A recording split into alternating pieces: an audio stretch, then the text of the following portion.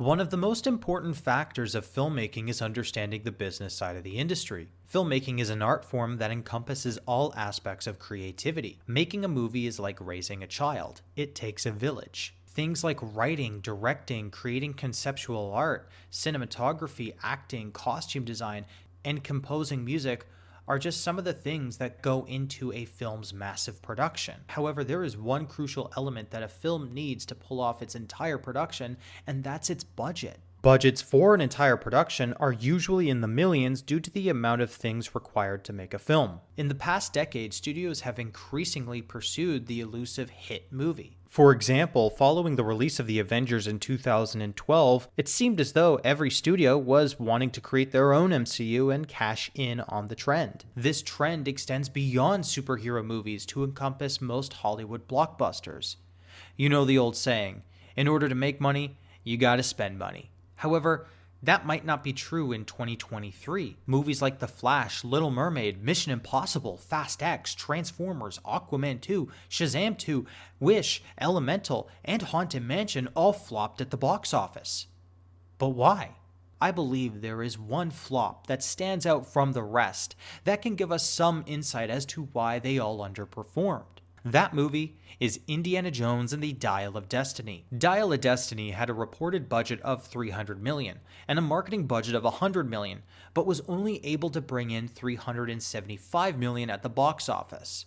To say this movie was a failure is like looking at what's left of a head-on collision and saying, oh, it's not so bad. Indy's failure is made even worse when comparing it to the franchise's previous installments. Raiders of the Lost Ark had a budget of $20 million with a domestic box office of $225 million. Adjusted for inflation, it would have a budget of roughly $68 million and a box office of $760 million today. The film released prior to Dial of Destiny, Kingdom of the Crystal Skull, was made on a budget of $185 million and made $317 million at the box office. That would translate to a budget of $265 million and a box office of $453 million in today's money.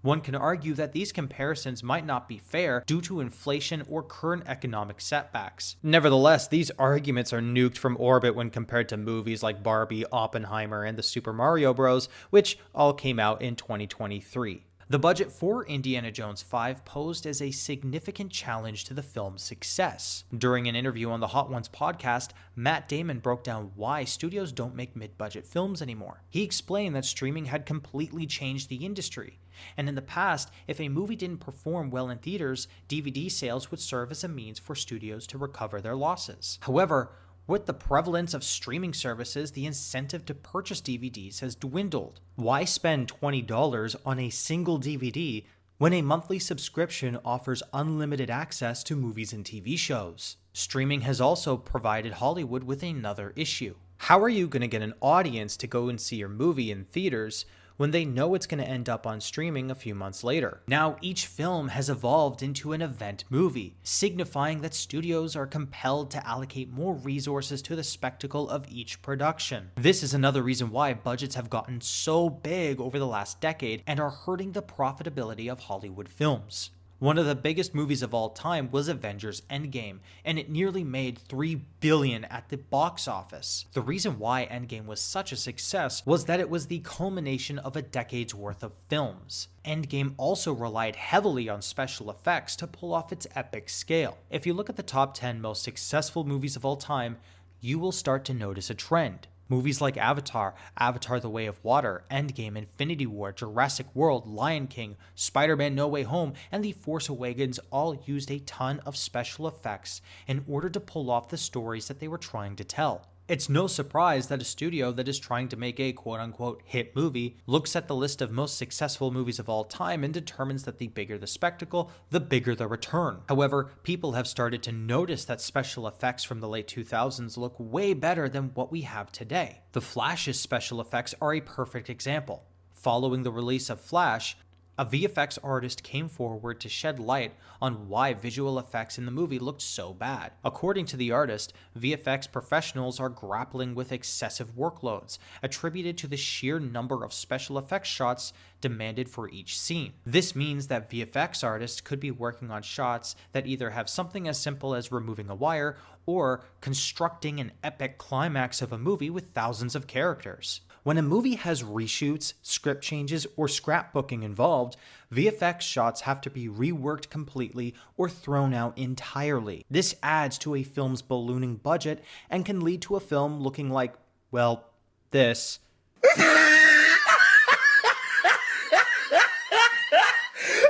at the top of his head. Look at his lips.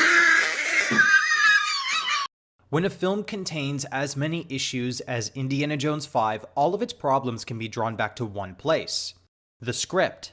The script determines the story that the movie is trying to tell, the scope that it is on, and the budget needed to bring it to life. No matter how big or small your movie may be, there still needs to be a purpose as to why the story is being told. One can argue that Indiana Jones 5 was a pointless sequel that had no real purpose when being created. This argument can also be said for many other blockbusters coming out today. That is, until some concept art for Indiana Jones 5 popped up online and changed everything. In the concept art on screen now, Indy and Short Round fight Mayan zombies while Indiana Jones wields a strange-looking artifact. We obviously did not get this in the final film, as it focused on Helena Shaw and the Dial of Destiny. What is interesting is that there was the concept of the dead coming back to life. Now, allow me to put on my tinfoil hat and theorize for a minute. What if the story behind Indiana Jones 5 was about bringing loved ones back from the dead? Instead of time travel, what if the movie centered around Indy losing his son, Mutt Williams, and wanting to bring him back to life?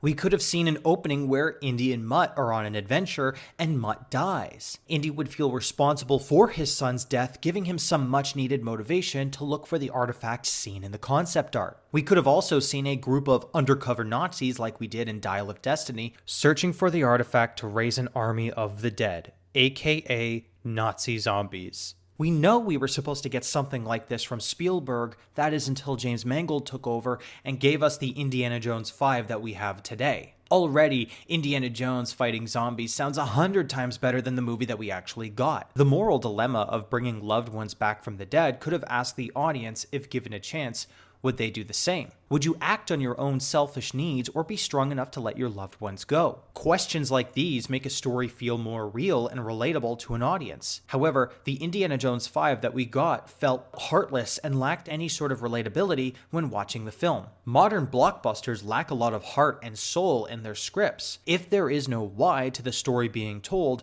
then why should an audience go and see it? There is one movie in theaters right now that is blowing away all expectations that does have a reason behind its story, and it's not even made by Hollywood.